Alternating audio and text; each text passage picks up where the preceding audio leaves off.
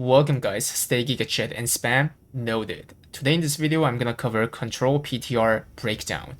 If you are curious about the pinnacle breakdown for PTR, then there's already a video, so check out the description below. So let's get started.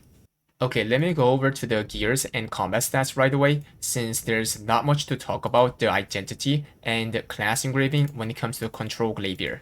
So for the gears, you wanna run Entropy. Entropy is already a meta gear for the live server, and the reason is because it has the highest potential compared to other gears, and also control runs very high swiftness, so it is easy to back attack, that's why.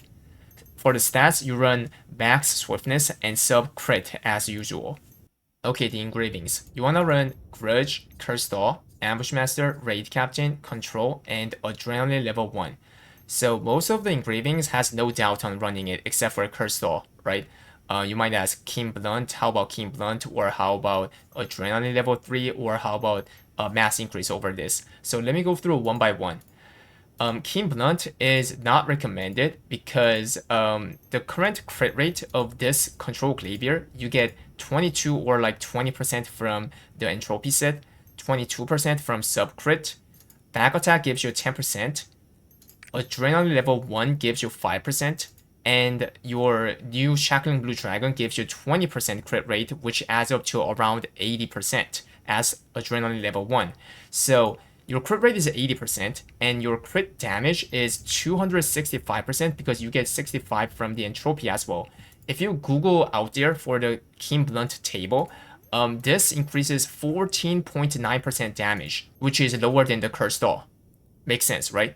For the adrenaline level 3, there's no point of running it like that because that makes your crit rate 90%. The thing is, 80% as a control Glaivier is already pretty high. It's better to keep up with the attack increase from the Curse Doll because you have to also make an allowance of bumping into the random crit party synergy when you do a raid. Makes sense, right? And lastly, the mass increase. So the attack speed of this control Glaivier, you get 130 from here, and you get like 10% from Swamp of Yearning, which is cap, right? But if you get the minus 10% attack speed debuff from the mass increase, that lowers down to 130. I personally do not recommend this because there's obviously a difference between 130 and 140% attack speed when you do a raid, and the control is a consistent DPS class that have to use the skills as fast as possible. So unless your attack speed is like around 150, which is enough to stay as a cap of the attack speed even with the mass increase debuff like Predator Slayer, I don't recommend mass increase like that much, especially here on the control Glaivier. Okay, now the skills. Chain Slash 3-1-2 with Judgment, Stampeding Slash 3-3-2 with Conviction, Half Moon Slash 1-3-2 with Focus, Raging Dragon Slash 3-2-2 with Focus. Soul Cutter, this skill has some rework on the tripod. You run 1, which decreases the cooldown, and 1, which increases damage. This tripod is reworked by the way, and 2 right here on the third tripod, which increases damage. So if I show you how this skill looks like with this new tripod, it summons a clone in a cool way, like this.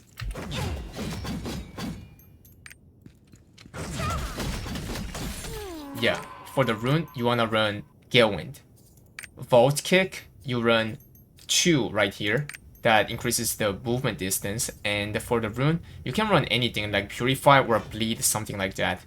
And this one is also a skill that got reworked a lot. The damage of this skill got increased by a lot. And this tripod right here, the second one, is a reworked tripod. So you wanna run 1 that decreases cooldown, and 2 here, which increases damage, which is a new tripod, and 2 here, which increases damage as well. For the rune, you wanna run Galewind. If I show you how it look like, it summons a clone as well, like that.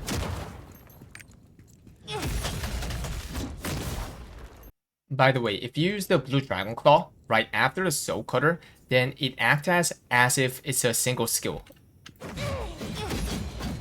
You can see 2 clones dancing like that, and the transition is very, very smooth. Both of the skills damage is actually pretty strong after the rework, and that's one of the reasons why most of the control Glaiviers are hyped right now. Not just the damage increase, but also the animation of these two skills are so cool. And last skill is Shackling Blue Dragon. You run 3, 1, 1. 3 is the new party synergy, which gives 8% damage upon crit. So this does not mean crit damage 8%. This means party mate who have high crit will benefit from this 8% damage, but classes who have low crit will not get benefit. That's what it is. It has 16 seconds of the duration time. And this one right here is a quick preparation that reduces 11 seconds. So this moved from here to here, and it's important to master it. For the rune, you run quick recharge. So as you can tell, flash kick is not used in this build, and most likely I don't think it's gonna become a meta, skill for control Glaivier. And if you compare it with the live server, in live server, the reason why you use flash kick, most of the people, is because there's no other, minor blue skills that are, highly stronger than the mastered flash kick. That's why. But in the PTR, they increased a lot of damage of the unused, skills such as Blue Dragon Claw. That's the reason why dropping the flash kick actually makes a way higher DPS in the PTR. If you're worried about the survivability by not having the flash kick, I think it's still okay because you have a spacebar with high swiftness, so you can work around this, short cooldown of the spacebar. For the awakening, honestly, it doesn't matter which one to use because mostly you're not gonna use awakening in the real raid because using awakening is kinda DPS loss for control Glaivier. For control Glaivier, it's better to keep up with your 8 skills whenever the cooldown comes back. Okay, now the gems. You run attack gems on 6 DPS skills. Blue Dragon Claw, Soul Cutter, Raging Dragon Slash, Half Moon Slash, Stampeding Slash, and Chain Slash. For the rest of the 5 cooldown gems, you run them on Raging Dragon Slash, Shackling Blue Dragon, Half Moon Slash, Stampeding Slash, and Chain Slash.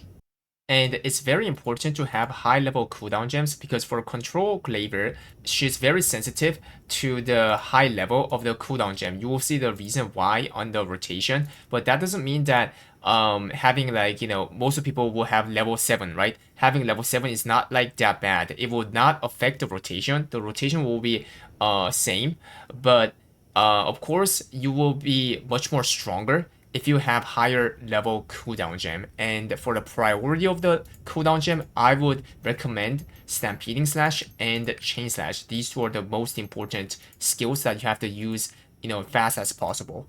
Okay, lastly, the rotation. You wanna open up by using the conviction skill, the Stampeding Slash, into the Judgment Chain Slash.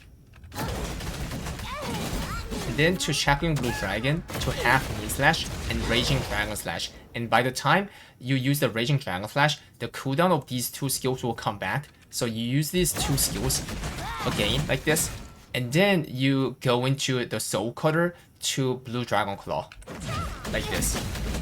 That is one rotation. So if I show you again,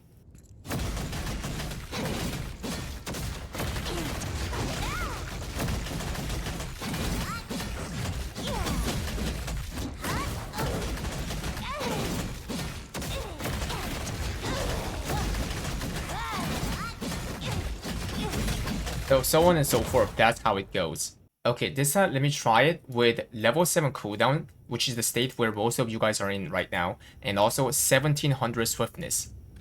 So the rotation stays same, but it will have, of course, it will have some, cooldown, problem. Stampeding, Chain. And then when it comes back, use it again. Soul Cutter to Blue Dragon Claw.